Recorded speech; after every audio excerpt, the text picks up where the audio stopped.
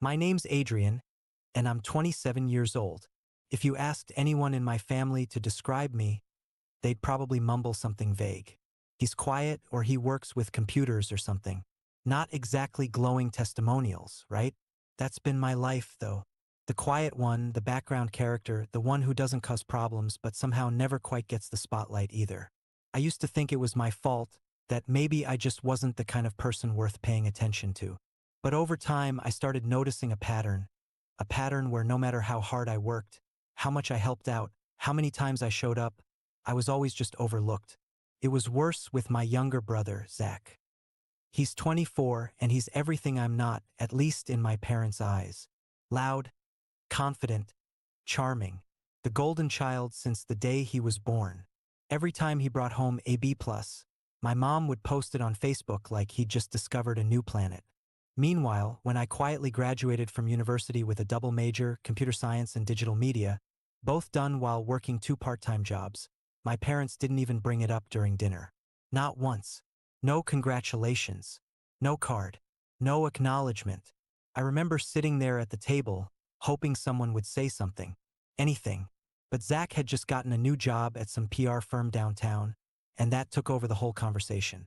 I smiled and nodded and congratulated him like a good older brother. I always do. That moment stuck with me. But I let it go like I always do. I had more important things to focus on anyway. I'd finally enrolled in a master's program. A big deal since I was the first in our family to even go beyond undergrad, and I was balancing it with a full-time job in UX design. It was hard, lonely sometimes, but it felt good to build something of my own. Something I could be proud of even if nobody noticed. I didn't expect a parade. I didn't even expect applause. But I did think maybe when I finished my program in May, they'd come to my graduation ceremony. Maybe. Then last month, my Aunt Lisa called. She sounded bubbly, chipper, the way she always does when she's about to ask a favor. Adrian, sweetie, just wanted to check. Are you free on the 10th? Zach's having his graduation dinner at that new steakhouse downtown. Your mom and dad are organizing it. Should be a blast. I blinked, confused. The 10th? Wait, nobody told me about this. Lisa paused, awkward for a beat. Oh, I figured they would've. Maybe it slipped their minds, right? So I call my dad. Just straightforward, no drama. I asked about the dinner. He didn't even pretend to be surprised. He said casually, "Yeah, we didn't think you'd want to come. I mean, you barely finished school yourself, right? Figured you wouldn't be interested in all the academic stuff." It hit me like a slap, even though it wasn't new. Just louder this time. And that little laugh in his voice like he was making some joke I should laugh along with. I didn't. I just said, "Okay. Then don't worry about my ceremony next month." There was silence on the other end. Then a dismissive, "Suit yourself." I didn't argue. I didn't yell. I just hung up. For a few days, I stood in silence. I didn't tell anyone what he said. I kept gonna work, kept writing my thesis, kept helping my roommate fix his car after work and replying to Slack messages at 11 p.m. like nothing had happened. But inside, something had changed.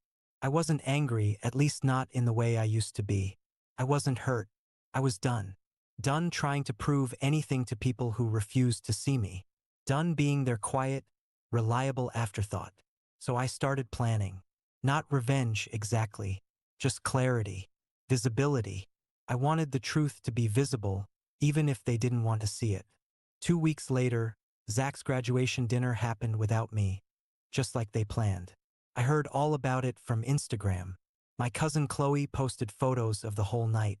Zach holding up some giant bottle of champagne, my parents laughing in the background, my Aunt Lisa doing that dramatic wine toast thing she always does. In one picture, Zach was leaning back in his chair while everyone clapped for him. It had 117 likes. The next morning, I woke up, showered, and checked my inbox. The final confirmation was there. My graduation ceremony had been scheduled and approved. I'd be walking the stage in exactly 3 weeks. I opened the attached guest form. You could invite up to 8 people. I stared at it for a long time. Then I typed in every name that mattered. My best friend from high school, who'd stuck by me when I was going through my worst depression. My thesis advisor, who had actually read my entire 80-page paper and sent notes with smiley faces in the margins. My roommate, who'd cooked for me during finals week. My neighbor, Mr. Chun, who always asked how my classes were going and actually listened to the answers. I left my parents' names off the list. I didn't tell them. I didn't announce anything. I didn't post a countdown on Facebook or send out a family group text. I just lived my life. Then the day came. It was warm, sunny. The ceremony was held outdoors, on the university lawn.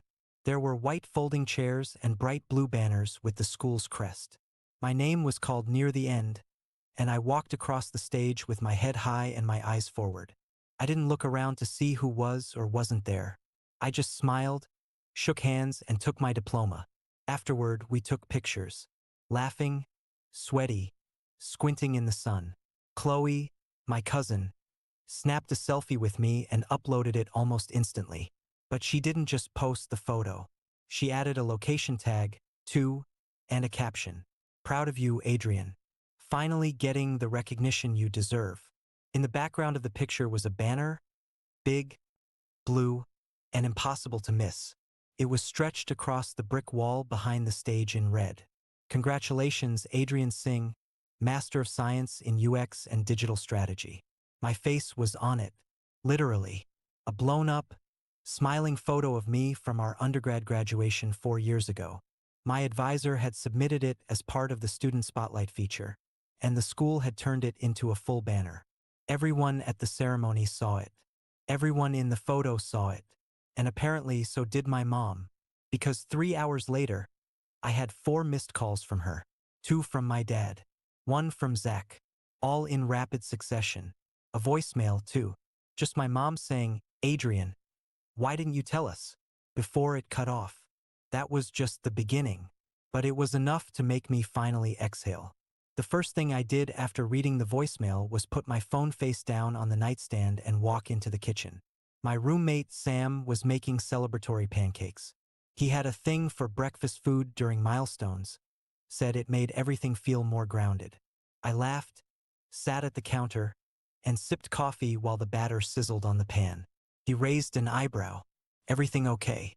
I shrugged. They found out. He didn't have to ask who they were. Sam had seen enough of the stories to understand the dynamics. My family didn't hate me. That would have been easier. They just ignored me, or worse, undermined me with a smile, like they were doing me a favor by doubting me.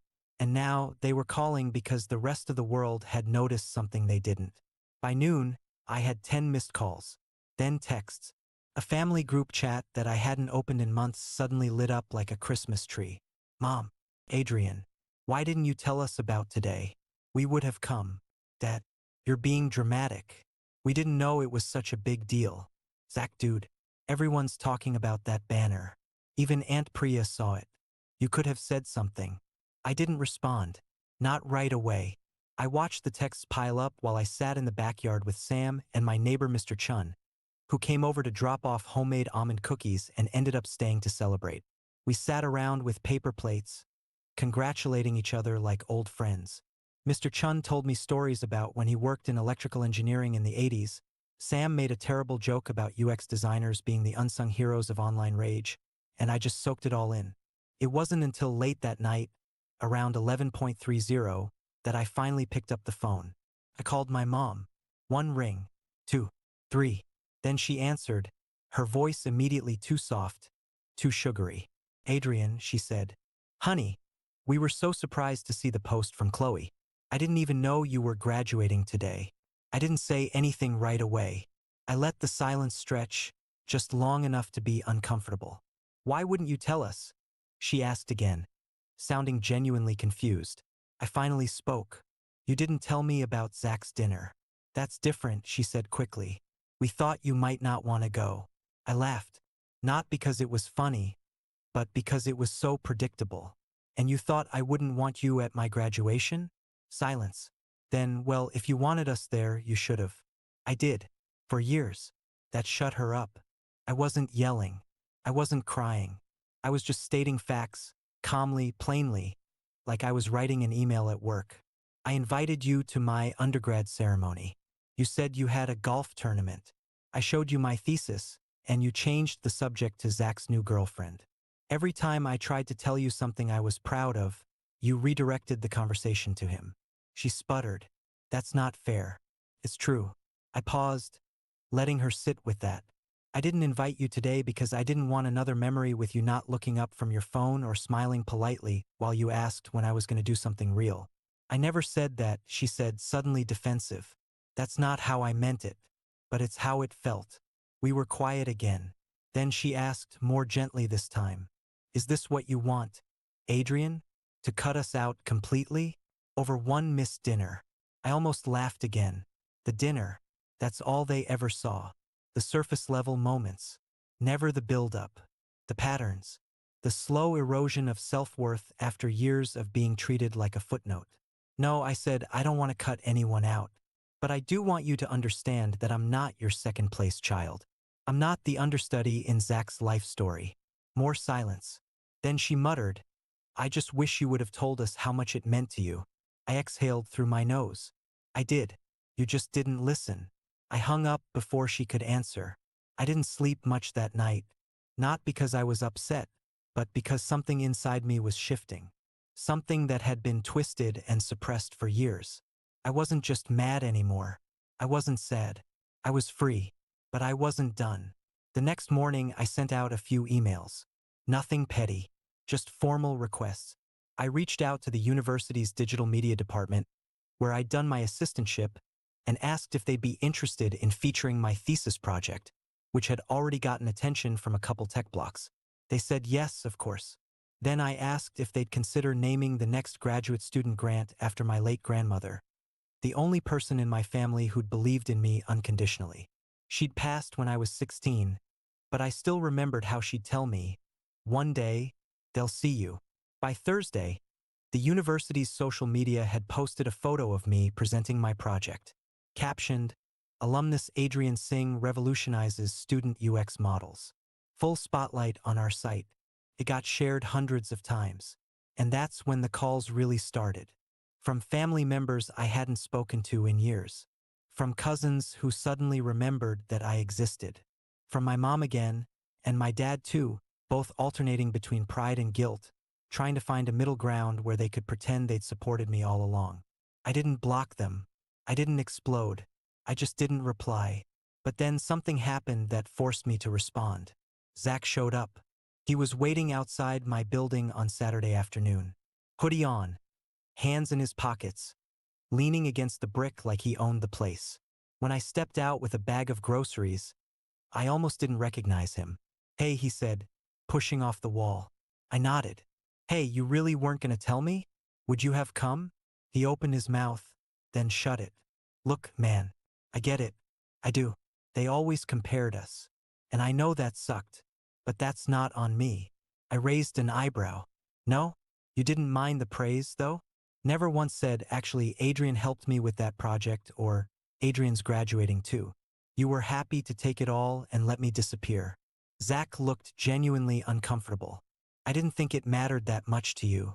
And that's the problem. He shifted his weight from one foot to the other. So what now? You gonna cut us all off forever? No, I said. I'm gonna keep doing what I've always done, working hard, being proud of what I build. But from now on, I'm not gonna sit quietly while everyone else takes credit or makes me feel small. Zach nodded slowly. Okay, that's fair. He started to walk away, but turned back once. For what it's worth, the banner was pretty cool. I smirked. Thanks. He left. And I stood there for a long time, the grocery bag in one hand, the city humming around me. And then, I got the email that would change everything. The email came from an unfamiliar address at first glance. I assumed it was spam and almost deleted it. But then I saw the subject line. Your thesis caught our eye. Let's talk. I clicked it open, heart thudding a little harder than I expected. Inside, it was short and professional. Hi, Adrian. I recently came across your UX and digital strategy thesis while researching student-led design innovations. Your work on interface empathy and user-centered frameworks was not only sharp but deeply resonant with what our firm is exploring for an upcoming partnership project. We're currently assembling a task force for a high-profile campaign, and I'd love to set up a meeting if you're open to discussing potential collaboration. Timing is tight, so please let us know by next week if you're available. Looking forward. Camille Ross, Executive Strategy Director. I read it 3 times. Then I stood up and walked around the apartment for 5 full minutes, muttering things like, "Is this real?" And "No way," under my breath. Camille Ross. I'd read her article on UI innovation just 2 months ago. She was one of the top minds in the field. Her firm had contracts with both Tesla and the Smithsonian, and somehow they had found me. I forwarded the email to my advisor with a question mark in the subject line. She replied 10 minutes later, "Yes, this is real. Take the meeting." And just like that, the narrative started shifting, not just in my head, but tangibly, visibly. The kid who barely finished school was being headhunted by one of the top firms in the country. Still, I didn't tell my family. I wasn't interested in their approval anymore. I wasn't chasing a pat on the head. This wasn't for them. But, of course, the universe has a twisted sense of humor. Because 3 days later, I got a message from my mom. It was a screenshot of my photo, me standing next to Camille, smiling in front of the Future Form logo. The school's media team had posted it on their official LinkedIn, from thesis to thought leader, how Adrian Singh is redefining digital empathy. My mom's message said, simply, "Why are we finding out about this from the internet?" I didn't reply, not to that one. But later that night, I got a longer text from my dad. It wasn't angry or dismissive or laced with backhanded compliments like usual. It was apologetic. Almost, "Son, I think I owe you an apology. Maybe more than one. I didn't realize how much I'd overlooked. We were wrong not to be there. I was wrong not to see you for who you are." I stared at the message for a long time, typed out 4 different responses, deleted them all. Then, finally, I wrote back, "Thank you for saying that. I'm not angry anymore, but I won't pretend the past didn't happen." He didn't reply, not that night, not the next morning. But something had shifted. Still, all of that, that was just the undercurrent. Because what happened the following weekend brought everything to the surface. It started with an unexpected phone call from Aunt Priya of all people. She never called. Ever. She was my dad's older sister, retired now. The type of woman who wore pearls to the grocery store and corrected your grammar mid-sentence. "Adrian," she said curtly, "I think it's time we had a proper conversation." I braced myself, but what she said next took the air right out of my lungs. "I saw the article," she continued, "and I want to speak candidly. Your parents have always favored Zach. It's been obvious since you were children. I told them so more than once. I didn't know what to say. I hadn't even known she noticed. They made excuses," she said. "Said you were different, quiet, too sensitive. But I've watched from the sidelines long enough, and I'm done staying silent." I sat down at the kitchen table. My hands were shaking. "There's a family trust being discussed," she said carefully. "You're supposed to be part of it. But the way things are going, I wouldn't be surprised if your name suddenly disappeared from the papers." My heart dropped. "What do you mean?" "I mean, they've already been talking about giving Zach power of attorney over your father's side." I found out yesterday. I felt the blood drain from my face. I'd never even heard about this trust before. "I thought you should know," she said, "because it's not fair and you deserve better." After the call, I sat for a long time with my phone in my hand and my pulse roaring in my ears. All the late nights, the swallowed pain, the years of being sidelined. And now, when I was finally standing tall, they were quietly preparing to erase me again. No, not this time. I opened my laptop and began drafting an email. Not to my parents. Not to Zach. To a lawyer. I still hadn't said a word to them about what I knew. I didn't need to, not yet. I wanted to make sure everything was documented, airtight, undeniable. Because this time I wasn't walking away. This time they were going to have to see me, every part of me. Especially the part they tried so hard to ignore. I spent the next week in a haze of legal calls, quiet research, and old emails I never thought I'd need again. Every Christmas receipt, every screenshot of conversations where I was guilt-tripped into giving Zach money, just for a bit. Every time I paid the property taxes on the lake house that apparently was never going to be in my name. I dug it all up. It was exhausting, infuriating, but also weirdly satisfying. Like every piece of proof made my reality just a little more solid. I wasn't crazy. I wasn't imagining the favoritism. I'd been quietly funding a narrative that painted me as the lesser son. My lawyer, Diane, sharp, calm, and relentless, walked me through every step. They can't remove you from a trust that includes your name without a challenge, she explained. But they can try to shift authority, especially if Zach's been named as a future executor or if any part of it wasn't properly updated. You need to get ahead of this. And I did. We filed for full access to the trust records, citing financial interest and recent activity that raised red flags. I authorized a full audit, which triggered formal notice to both of my parents. That was when the silence ended. I was at work the next morning when my phone started vibrating every 10 minutes. First my mom, then my dad, then Zach. Then a barrage of texts. Mom, Adrian, what are you doing? You're blowing things out of proportion. Dad, you really got a lawyer involved? Why would you do this to us? Zach, bro, a trust audit? You're making it look like we're criminals. They weren't. Not technically, but they weren't innocent either. Later that night, my mom left a voicemail, her voice brittle. We never meant to hurt you, but you have to understand. Things were easier with Zach. He needed more. You were always so independent. There it was. The excuse. The thing I'd heard my whole life. That because I didn't scream for attention, I didn't need love. That being self-sufficient meant I didn't deserve celebration. That voicemail was the last straw. I didn't reply. Not yet. I waited until Diane's team finished their review. What we found was a tangled mess of estate plans, all drafted hastily over the years, but clear enough in one regard. My grandfather had left equal shares of a future property development to both grandsons.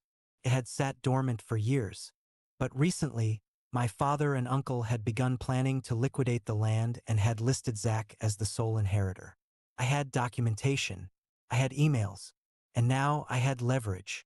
We filed a formal challenge to the title change and sent out cease and desist letters to both my father and uncle regarding any development until the inheritance dispute was resolved. And then I made it public. Not in a petty way. I didn't post it all over Facebook or start some war online. Instead, I gave a talk, an invited presentation at the university's upcoming alumni summit. My topic? The cost of being overlooked, personal identity, and professional visibility. It wasn't about revenge. It was about truth. I spoke candidly, not naming names but telling my story. About the years I spent proving myself to a family that only clapped for one son. About what it meant to constantly earn but never receive. About the strength it took to stop waiting and start acting. There were 200 people in that auditorium. One of them was Chloe, my cousin, who came up to me afterward with tears in her eyes. I wish I'd noticed earlier, she said. Another was Aunt Priya. She didn't say anything, just hugged me so tightly I couldn't breathe. A week later, the university's media department published the full transcript online. It spread like wildfire through the alumni network. Faculty emailed me. Former classmates shared it. The talk was picked up by a podcast. And then someone forwarded it to my parents. I didn't know they'd listen to it until a Sunday afternoon, when I got a knock at my apartment door. I opened it and found my dad standing there, hands in his pockets, looking older than I remembered. My mom was behind him, holding a box. They came in, sat quietly on the couch. My roommate, sensing the tension, made himself scarce. For a long moment, no one spoke. Then my dad cleared his throat. We didn't see things clearly. We see them now. My mom placed the box on the coffee table. Inside were dozens of old photographs, school projects, even some awards I hadn't seen since I was a teenager. We kept them, she said, but we never knew how to show we were proud of you. I looked at the box. It didn't fix anything. It didn't erase what happened. But it was something. Then my dad said the thing I never thought I'd hear. We're putting everything on hold. The trust, the sale, until this is resolved the right way. I nodded. That's all I ever wanted. It wasn't a fairy tale ending. It wasn't perfect. There was no sweeping apology that fixed decades of erasure. But there was acknowledgement. There was movement. And there was finally equity. The audit concluded in my favor. The trust was amended to reflect the original intent. Equal shares. I opted to invest mine into a new foundation supporting first-gen students pursuing design. I named it after my grandmother. Zach and I aren't close. We probably never will be. But he sent a donation to the foundation without saying a word. And that somehow meant more than any phone call. My parents didn't suddenly transform, but they started showing up. Quietly, authentically. And me? I moved forward. Not with bitterness, but with clarity. Because sometimes the real revenge isn't shouting louder. It's being undeniable. It's becoming so visible that they can never again pretend you weren't there. And that's exactly what I did.